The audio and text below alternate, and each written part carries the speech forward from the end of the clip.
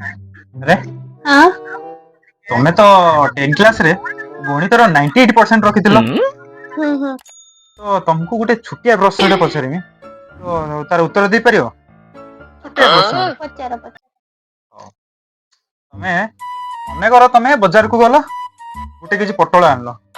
नेला पटल केजी रो दाम होचे 30 टका बुझिलो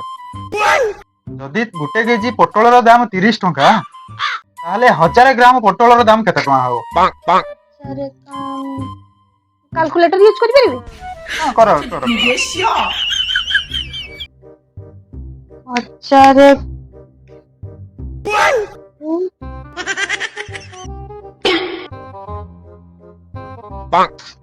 30,000 पहले 30,000 टका वाह